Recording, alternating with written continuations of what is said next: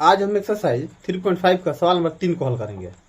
तो ये बस इसमें सिर्फ क्वेश्चन नंबर हम 3 को ही हल करेंगे, क्योंकि इसमें 2 विधि दिया गया है। एक हमें प्रतिस्थापन विधि से करना है, दूसरा हमें ब्रजगुणन विधि से हल करना है। दोनों विधि से हल करेंगे और बाकी के सवाल हैं हम अगले पार्ट में आपको बनाएंगे। तो चलिए हम इसकी शुरुआत करते हैं। इससे पहले के सारे सवालों को आप हमारे प्लेलिस्ट और डिस्क्रिप्शन दोनों जगह से मिल जाएंगे। तो चलिए हम सवाल नंबर 3 की शुरुआत करते हैं। हमें ये 2 समीकरण दिया गया है, इसको प्रतिस्थापन विधि तथा ब्रजगुणन विधि से हल करना है। तो सबसे पहले प्रतिस्थापन विधि से लेकर चलते हैं।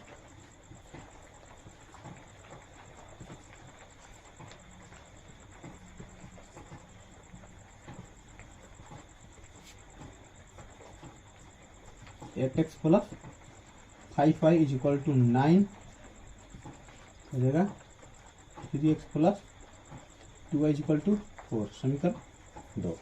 हमें ये 2 प्यारे से समीकरण दिए गए हैं। आज शायद आपको फिर से परेशानी हो रही होगी कि बैकग्राउंड में बारिश का आवाज आ रहा है, तो हल्की हल्की बारिश हो रही है, फिर भी बना रहे वीडियो। कोई बात नहीं, आप थोड़ा सा एडजस्ट कर लें, थोड़ा सा हम एडजस्ट कर रहे हैं। तो इतना भी तेज बारिश नहीं कि आपको पढ़ने में कोई दिक्कत हो या आवाज सुनने में कोई परेशानी हो। हम सवाल रेगुलर रहेंगे। चलिए हम इसकी शुरुआत कर रहे हैं। बस मजा आता है, हल्की बारिश में भी मजा आता है। तो हमें 2 दिए गए हैं। हम जैसा कि आप जानते हैं कि हम प्रतिस्थापन विधि से हल करने के लिए क्या करते हैं, या तो किसी एक समीकरण हम लेते हैं, एक समीकरण को लेके क्या करते हैं, या तो वहां से x का मान निकालते हैं, y का मान निकालते हैं, फिर अगले समीकरण में रख देते हैं। तो यहाँ पर हम समीकरण 2 लेके चल रहे हैं। समीकरण क्या है हमारा 2, 3x plus 2y equal to 4। तो हमारा 3x इधर छोड़ देते क्या हो जाएगा 4 माइनस 2y। तो x का क्या हो जाएगा 4 माइनस 2y बटा में 3। ये हमारा x का वैल्यू हो गया। अच्छा, अब इस x के वैल्यू को क्या करेंगे, हम समीकरण 1 में रखेंगे, क्योंकि ये 2 से मान निकाले हैं। जैसा कि हमें पता है कि जिस समीकरण से मान निकालता है उसमें मान रख नहीं सकते हैं। तो यहाँ पर क्या लिखेंगे हम समीकरण 1 में ना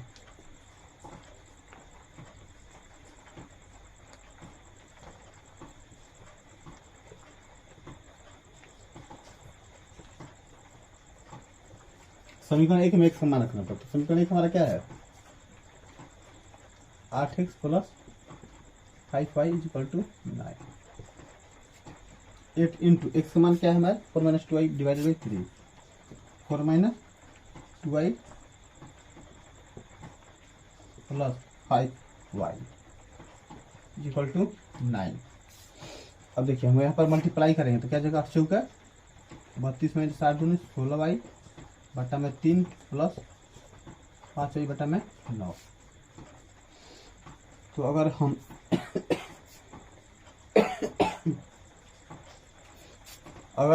इसको हल करें और इसको हम नीचे एक बाटा पका जोड़ मान लें, तो क्या हो जाएगा हमारा ये लघुत्तम 3 हो जाएगा ना।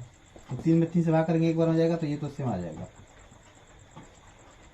प्लस 3 रकम है 3, 3 से 9 5 में रकम है 15 बराबर 9। तो क्या हो जाएगा हमारा माइनस 16y 47 बटा में 3 बराबर 9 बटा में इतना आ गया। अब क्या करेंगे हम इसका बाइसियम करेंगे। तो बाइसियम करेंगे तो क्या हो जाएगा हमारा माइनस 16y प्लस 47 बराबर 29 27। यही तो हल हो जाएगा जी। अब देखिए क्या करेंगे हम माइनस 16y ऐसे ही रख देंगे बराबर 27 माइनस 47। तो माइनस 16y बराबर माइनस 20। तो बराबर क्या जाएगा माइनस 20 बटा में माइनस 16.4 बराबर 5 बटा में 4। तो अब हमें y का मान मिल गया। कुछ गलती है क्या जी। अब हम क्या करेंगे इसका लघुत्तम निकालेंगे तो 3 हो जाएगा। तो 3 में 3 से भाग करेंगे एक बार में जाएगा, 1 में करेंगे तो क्या हो जाएगा हमारा सेम हो जाएगा। प्लस 3 बार में जाएगा, 3 में 5 से करेंगे तो 5 15y इक्वल टू 9। अब देखिए यहाँ से क्या हो जाएगा हमारा 32 माइनस 16 में से 15 गया y बटा में 3 बराबर 9 बटा में 1। अब इसको फिर से क्या करेंगे हम 22 करेंगे। तो 22 करेंगे तो हमारा क्या हो जाएगा ये 32 minus y is equal to 29 27। तो हमारा क्या हो जाएगा माइनस वाई बराबर 27 माइनस 32। तो माइनस वाई बराबर क्या हो जाएगा -5, वाई बराबर क्या हो जाएगा 5। ये हमें वाई का मान मिल गया। अभी इस वाई के मान को क्या करेंगे हम समीकरण 1, इसको हम समीकरण 3 मान ले रहे हैं। इस वाई के मान को क्या करेंगे हम समीकरण 1, 2 या समीकरण 3 में रखेंगे तो हमें x का मान मिल जाएगा। तो आप इसका स्क्रीनशॉट ले लें, फिर हम इसको रफ करते हैं। हो गया जी, चलिए हम इसको रफ करते हैं।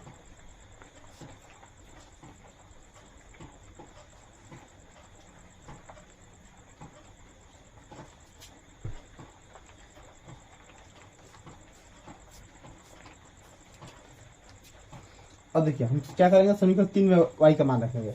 आप चाहें तो 1 और 2 में भी रख सकते हैं, आंसर हमारा सेम आएगा, इस बात से नहीं घबराना है। तो लिखेंगे हम समीकरण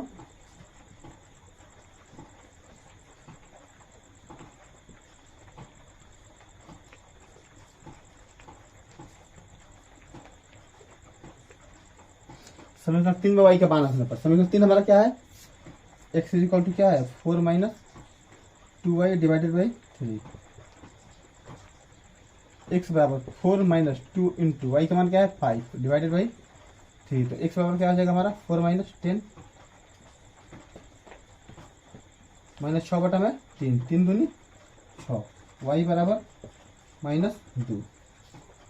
हमें ये मिल गया y बराबर -2, x बराबर नहीं सॉरी क्या कर दिए जी हम यहाँ पर x न होगा, क्या हो गया सॉरी बच्चों, यहाँ पर x होना चाहिए तो हमने y लिख दिया गलती से बाई मिस्टेक। तो हमारा x मान क्या आ गया, x मान हमारा -2, y का मान 5 और यही दोनों क्या हो गया हमारा इस क्वेश्चन का आंसर हो गया। ये हमारा क्वेश्चन का आंसर हो गया। तो उम्मीद है कि इस सवाल आपको समझ में आया होगा प्रतिस्थापन विधि से। अब हम इसे क्या करेंगे एक बार विलोपन विधि सॉल्व करेंगे और इसके बाद हम कंपेयर करके ये लिखना है उत्तर में कि हमने ये विधि आसान तरीके से बना लिया या ब्रजगुणन विधि आसानी से बनाया। जो बेहतर तरीका हमें लगेगा वही आंसर लिख देना, इसके लिए कोई रिस्ट्रिक्शन नहीं है। नहीं आप सोचेंगे कि वो ऐसा लिखे हैं तो हम ऐसा लिखे, ऐसा कुछ नहीं है, जो आपके मन में आए वही लिख देना। तो चलिए आप इसका स्क्रीनशॉट ले लें। अब हम क्या करेंगे इसी क्वेश्चन को ब्रजगुणन विधि सॉल्व करेंगे। तो ब्रजगुणन विधि सॉल्व करने के लिए क्या करेंगे हम a1 b1 और c1 को छाटेंगे, a2 b2 c2 को छाटेंगे। तो हमारा समीकरण ये है, हम इसको इधर लेके चले आ रहे हैं। तो क्या हो जाएगा हमारा 8x plus -9 is equal to 0 हो गया 3x प्लस 2y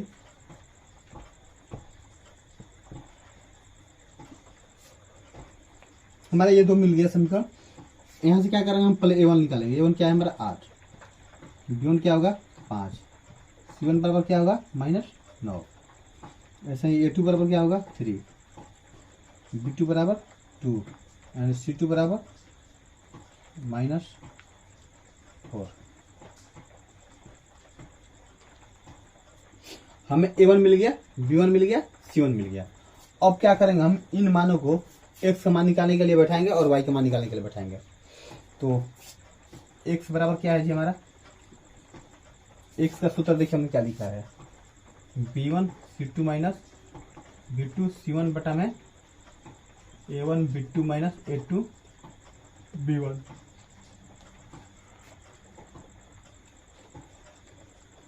x बराबर b1 का क्या है हमारा 5 है, c2 क्या है -4 है, b2 क्या है 2 है, c1 क्या है -9 बटा में a1 क्या है, b2 क्या है a2 क्या है हमारा 3 है, b1 5 है। ठीक है, 5 के 20 प्लस 9 दूनी 18। 8 दूनी 16 माइनस 15।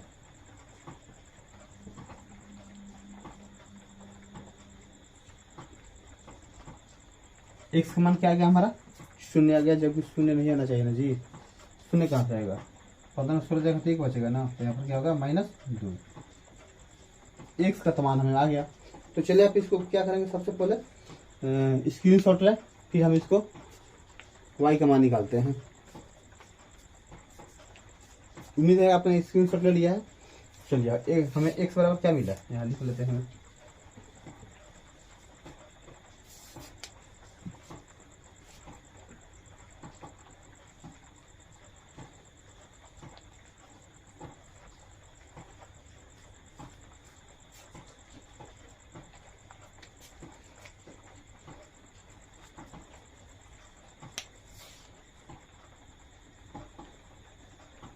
देखिए अब हम क्या करेंगे, तो y का मान बैठाएंगे। तो y बराबर क्या दिया है? c1 a2 minus c2 a1 divided by a1 b2 minus b1 a2। इसमें हम क्या करेंगे, a1 और c1 का मान बैठाएंगे, a2 c2 का। तो c1 क्या है हमारा? -9 है, इंटू a2 क्या है हमारा? 3 है, माइनस c2 क्या है? -4 इंटू a1 क्या है? 8 -4, सही है ना जी? c2 -4 a1 8 बटा में a1 क्या है हमारा? 8 है, b2 2 माइनस p1 5 गुने a2 3 27 प्लस 8 चौके 32 मेन बटा में 8 दूनी 16 माइनस 15। वाई बराबर क्या होगा? 5 बटा में 1। इसका मतलब वाई बराबर क्या हो गया हमारा? 1 हो गया। अच्छा, तो एक्स बराबर हम एक्स बराबर तो माना गया था जी हमारा। वाई बराबर क्या हो गया हमारा? 1 हो गया। और यही दोनों क्या हो गया हमारा? उत्तर हो गया। तुम देखिए, ये भी सवाल आपको समझ में आया होगा।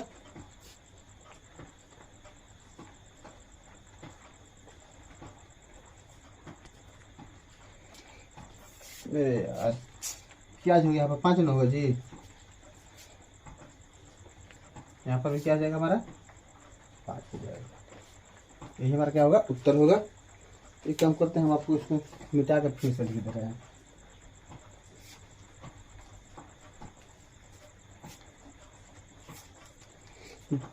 तो y बराबर हम क्या लिख सकते हैं? 1 से 5 में भाग करेंगे तो 5 हो गया। तो y का मान हमारा आ गया ना। x का मान हमारा क्या आया था? -2, और y का मान क्या हो गया? 5। तो हमारा दोनों विधि से आंसर आ गया ना जी। एक बार थोड़ा आंसर मिला ले, -5 सही है। तो देखिए अब हमसे पूछ रहा है कि इसमें कौन सी विधि आपको उपयुक्त लगी। तो आप अपने हिसाब से लिखना, कोई प्रतिस्थापन लिख सकता है, कोई ब्रजगुणन विधि लिख सकता है। हमें यहाँ पर सबसे बेहतर तरीका क्या रखा? ब्रजगुणन विधि। यहाँ दोनों विधि हमें हमारे लिए अच्छी है, तो यहाँ पर क्या लिख सकते हैं?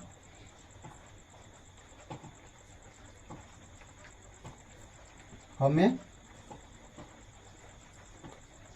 ब्रज गुणन विधि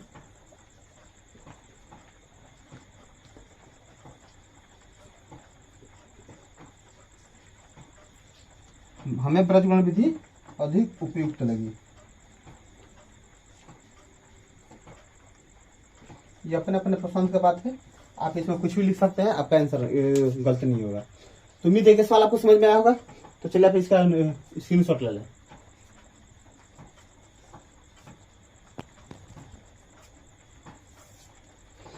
आज हमने एक्सरसाइज 3.5 का सवाल नंबर 3 हल किया। सवाल 3 नंबर में एक ही है, लेकिन उसमें 2 बार हल करना है, एक बार प्रतिस्थापन विधि से और एक बार ब्रजगुणन विधि से। हमने 2 बिंदु विधि से हल किया।